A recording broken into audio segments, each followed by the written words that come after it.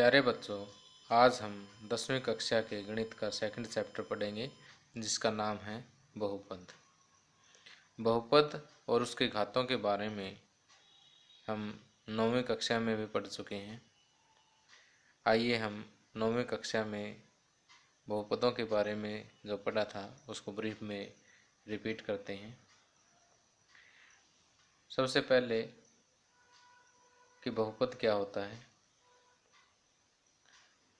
ऐसे बीजीय व्यंजक जिनमें चर की घात एक पूर्ण संख्या हो, ऐसे बीजीय व्यंजक बहुपद कहलाते हैं। और बहुपद की घात क्या होती है? जो चर की सबसे बड़ी घात होती है वही बहुपद की घात कहलाती है।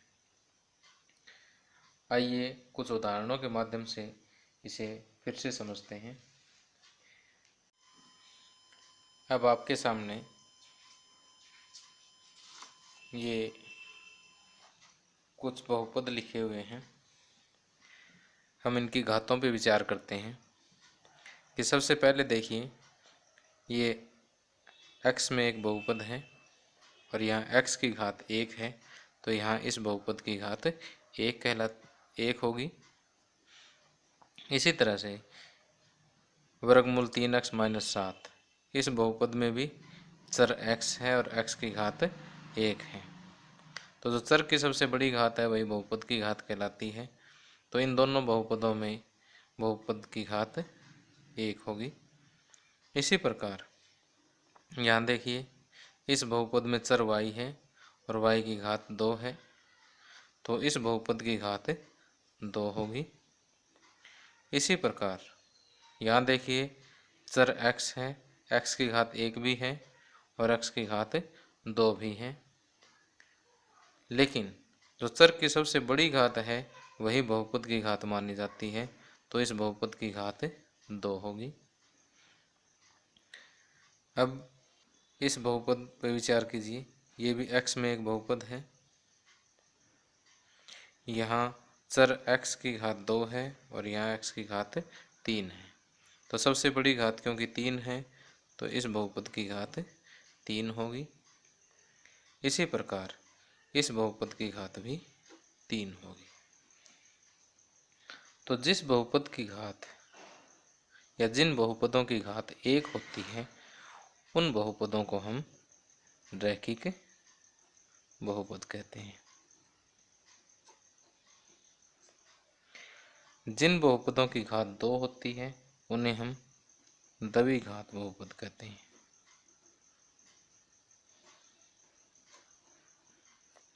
और जिन बहुपदों की घात 3 होती है उन्हें हम त्रिघात बहुपद कहेंगे।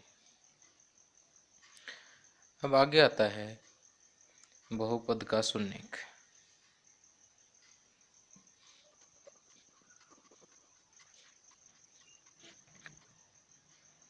अब माना कि px एक x में बहुपद है और k एक वास्तविक संख्या है।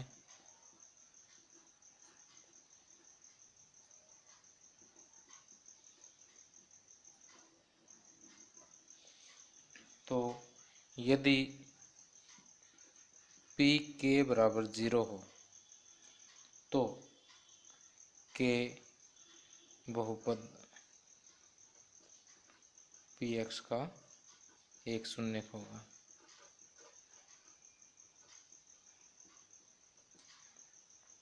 कि px एक बहुपद है जो कि x में है और k कोई वास्तविक संख्या है। यदि x की जगह k पुट करने पर 0 आ जाता है तो हम ये कहेंगे कि k दिए गए बहुपद का एक शून्यक है। आइए इसे एक उदाहरण के माध्यम से समझते हैं। हम एक x में एक बहुपद लेते हैं, px = x²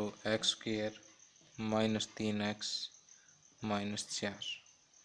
यदि मैं x बराबर 4 रखूं तो p4 जो है वो किसके बराबर होगा?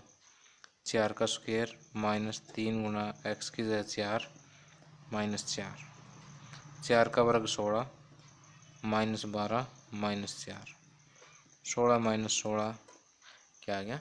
0। तो यहाँ से हम कह सकते हैं कि P4 इज इक्वल टू 0। तो 4 Px का एक शून्यक है। इसी प्रकार यदि मैं x बराबर -1 रखूँ तो P -1 जो है वो क्या होगा, -1 का स्क्वायर -3 गुणा -1 -4, -1 का स्क्वायर 1 +3 -4, 4 -4 0। यहाँ हमने देखा कि P -1 भी किसके बराबर है, 0 के बराबर है। तो यहाँ P4 भी 0 के इक्वल है और P -1 भी 0 के इक्वल है। इसका मतलब 4 और -1 दिए गए बहुपद के शून्यक हैं। इसलिए 4 और -1 बहुपद x² -3x -4 के शून्यक हैं।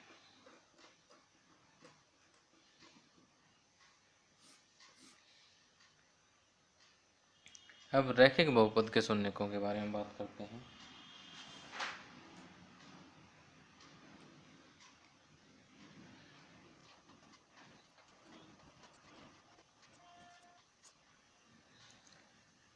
अब एक रैखिक बहुपद ले लेते हैं।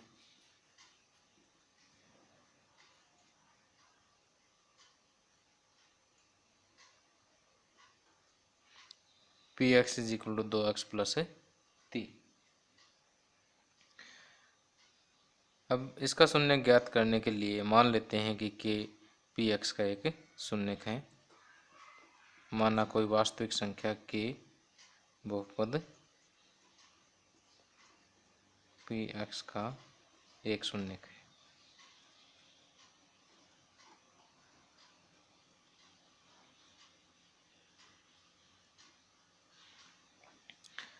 इसलिए Pk किसके बराबर होगा, 0 के इक्वल, यानी 2x की जगह k रख दें तो ये किसके बराबर होगा, 0। तो यहाँ से k की वैल्यू -3/2 आएगी। तो -3/2 दिए गए रैखिक बहुपद का शून्यक है। अगर इसी रिजल्ट को मैं जनरलाइज करूँ, व्यापक रूप से अगर हम देखें तो Px मान लीजिए कि एक बहुपद है हमारे पास ax + b। तो ax + b का जो शून्यक है वो होगा -b/a।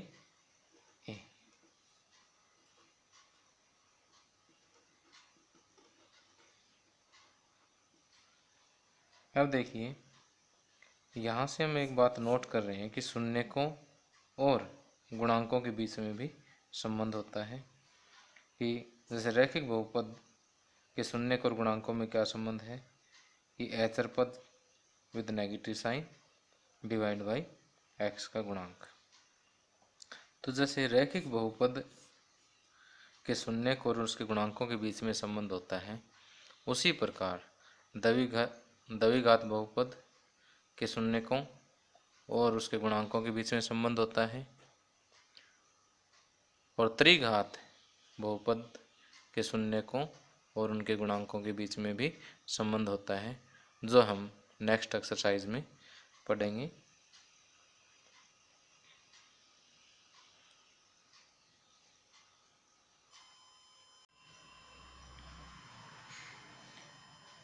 आइए अब बहुपदों के शून्यकों के ज्यामितीय अर्थ के बारे में चर्चा करते हैं।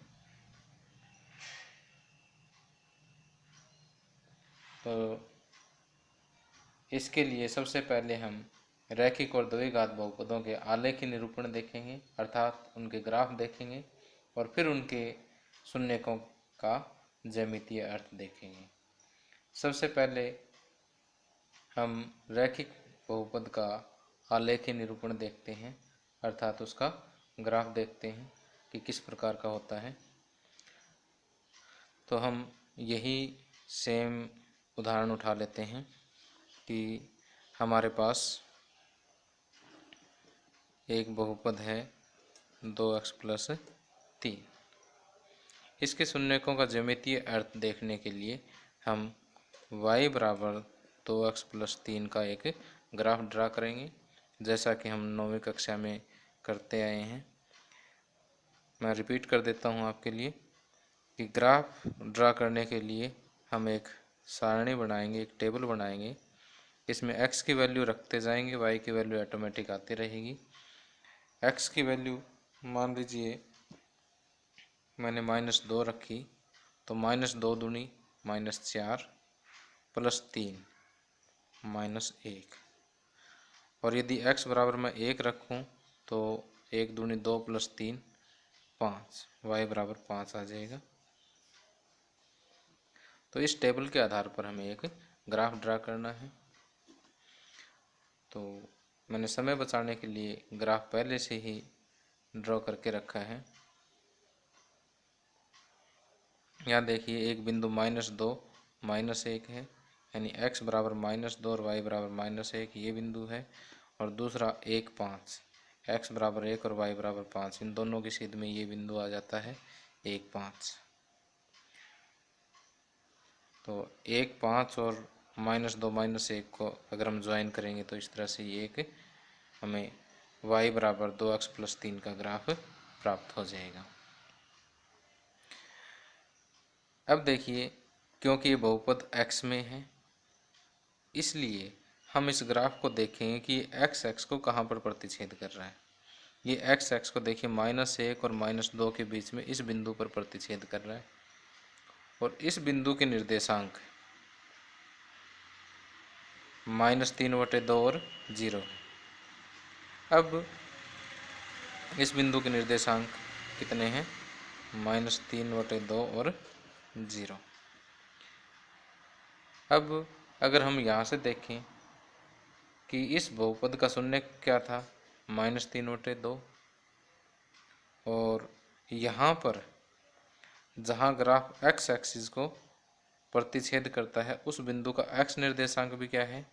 -3/2। तो यहाँ कहने का अर्थ है कि जहाँ px का ग्राफ x एक्सिस को जिस बिंदु पर प्रतिच्छेद करता है उसका x निर्देशांक ही px का शून्य होगा। तो अतः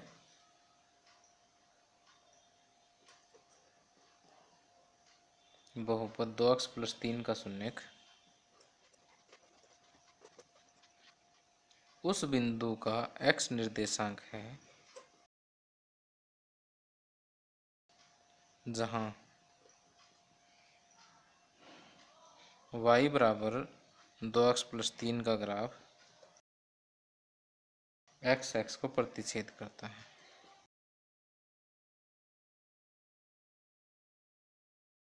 यदि हम इस परिणाम को व्यापक रूप से देखें,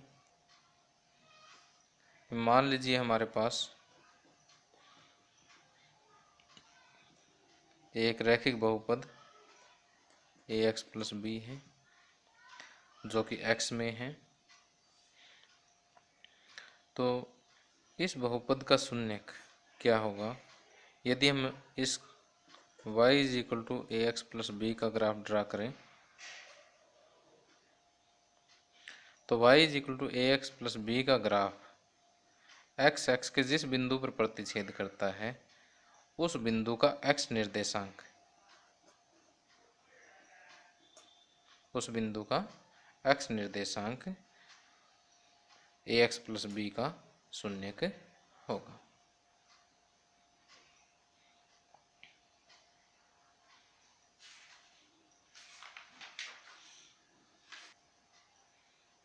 अब रैखिक बहुपद के बाद हम द्विघात बहुपदों के ज्यामितीय अर्थ की चर्चा करते हैं। अब मान लीजिए कि हमारे पास एक द्विघात बहुपद है px = ax² + bx + c। यदि हम y = ax² + bx + c का ग्राफ खींचें तो ये कुछ इस टाइप के वक्र होंगे। या तो ऊपर से खुला वक्र होगा या नीचे से खुला वक्र होगा। इस प्रकार के वक्रों को हम परवलय कहते हैं।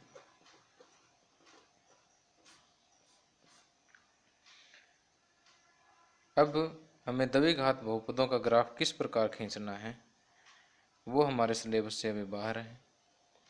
तो फिलहाल हमें इस चैप्टर में हमें ये पता होना चाहिए कि द्विघात बहुपद के लिए जो हम ग्राफ खींचते हैं उसकी शेप, उसका आकार किस टाइप का होगा। आपको ग्राफ किस तरह से खींचना है इस विषय में कोई जानकारी प्राप्त करने की आवश्यकता नहीं है, सिर्फ आपको उनकी शेप्स की जानकारी होनी जरूरी है। अभी देखिए, हमने थोड़ी देर पहले एक द्विघात बहुपद px = x² - 3x - 4 के शून्यकों के बारे में चर्चा की थी। इस बहुपद के शून्यक हमने ज्ञात किए थे कि 4 और -1 होते हैं। यदि इस बहुपद का हम ग्राफ खींचें तो वो ग्राफ कुछ इस टाइप का होगा।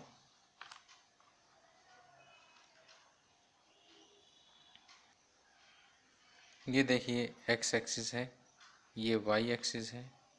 अब ये ग्राफ x एक्स को कहाँ पर प्रतिच्छेद कर रहा है, एक ये बिंदु है और दूसरा ये बिंदु है।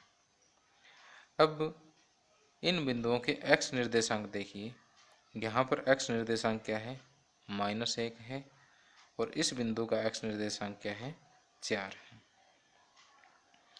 तो हमने यहाँ शून्यकों पर जब चर्चा की थी, इस बहुपद के शून्यक क्या थे, 4 और -1।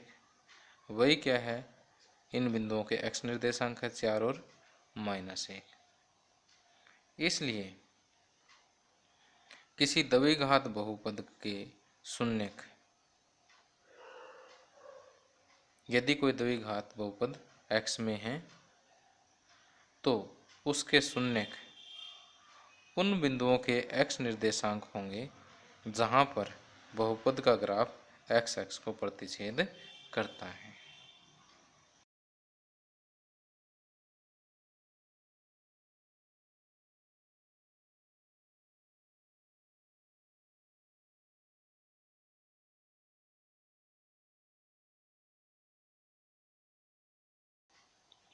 अतः हम व्यापक रूप से कह सकते हैं कि किसी द्विघात बहुपद ax² + bx + c के शून्यक उन बिंदुओं के x निर्देशांक हैं जहाँ y = ax² + bx + c का ग्राफ x एक्स को प्रतिच्छेद करता है।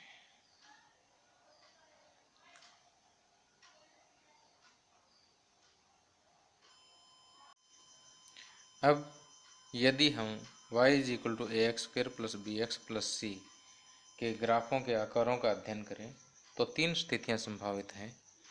पहली स्थिति में हो सकता है कि ग्राफ 2 बिंदुओं पर प्रतिच्छेद करें, चाहे वो नीचे से खुला परवलय हो चाहे ऊपर से खुला परवलय हो, ये 2 बिंदुओं पर प्रतिच्छेद कर सकता है। ऐसी स्थिति में दिए गए बहुपद के 2 शून्यक होंगे। तो पहली स्थिति में 2 शून्यक होंगे। दूसरी स्थिति कुछ इस प्रकार से संभव है। दूसरी स्थिति में हो सकता है कि ग्राफ केवल x एक्स को एक ही बिंदु पर प्रतिच्छेद करे। तो ऐसी स्थिति में इस बहुपद का केवल एक ही शून्यक होगा। और तीसरी स्थिति ऐसे ही हो सकती है कि y = ax² + bx + c का ग्राफ x एक्स को किसी भी बिंदु पर प्रतिच्छेद ना करता हो। तो ऐसी तीसरी स्थिति में इस बहुपद के कोई शून्यक नहीं होगा।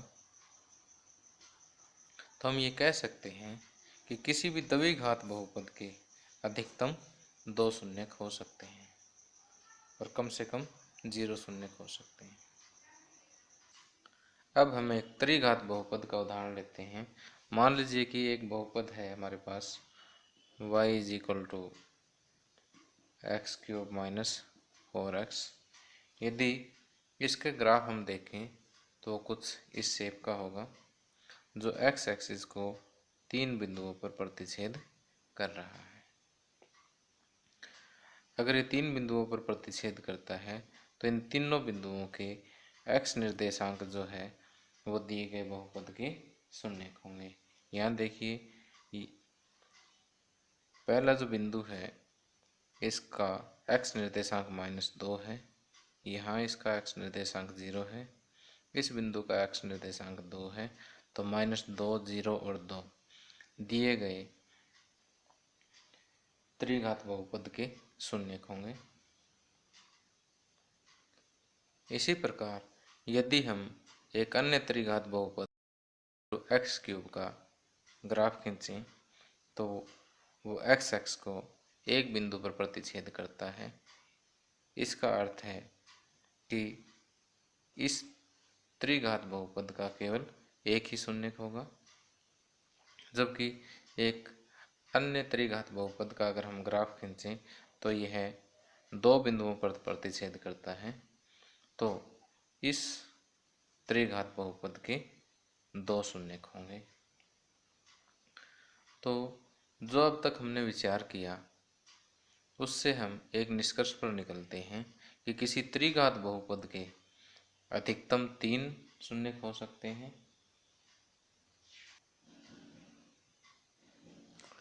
प्रश्नावली 2.1 में हमें ये 6 ग्राफ दिए हुए हैं। इन ग्राफ के आधार पर हमें देखकर बताना है कि प्रत्येक स्थिति में शून्यकों की संख्या क्या है। यहाँ देखिए कि ग्राफ एक्स एक्स को किसी भी बिंदु पर प्रतिच्छेद नहीं करता, इसलिए यहाँ शून्यकों की संख्या 0 है। दूसरी स्थिति में क्योंकि ग्राफ एक्स एक्स को केवल एक बिंदु पर प्रतिच्छेद करता है, इसलिए शून्यकों की संख्या 1 है। तीसरी स्थिति में ग्राफ एक्स एक्स को 3 बिंदुओं पर प्रतिच्छेद करता है, इसलिए शून्यकों की संख्या 3 है। चौथी स्थिति में ग्राफ एक्स एक्स को 2 बिंदुओं पर प्रतिच्छेद करता है, इसलिए शून्यकों की संख्या 2 है। पांचवी स्थिति में ग्राफ देखिए एक्स एक्स को 4 बिंदुओं पर प्रतिच्छेद कर रहा है, तो शून्यकों की संख्या 4 होगी। लिखेंगे क्योंकि ग्राफ एक्स एक्स को 4 बिंदुओं पर प्रतिच्छेद करता है, इसलिए शून्यकों की संख्या 4 होगी। यहाँ देखिए ग्राफ एक्स एक्स को 1, 2 और 3 बिंदुओं पर प्रतिच्छेद करता है, तो हम लिखेंगे क्योंकि ग्राफ एक्स एक्स को 3 बिंदुओं पर प्रतिच्छेद करता है, इसलिए शून्यकों की संख्या 3 है। इसी के साथ प्रश्नावली 2.1 समाप्त हो जाती है।